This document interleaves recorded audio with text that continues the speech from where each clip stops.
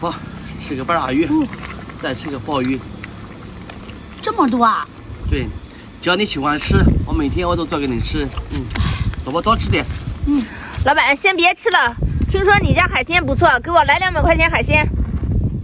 大姐，200块钱海鲜，你家冰箱能放得下？200块钱能有多少呀？在咱们家，这1张都用不完。来，听我给你介绍介绍啊。那老公先别吃了，快给大姐介绍介绍。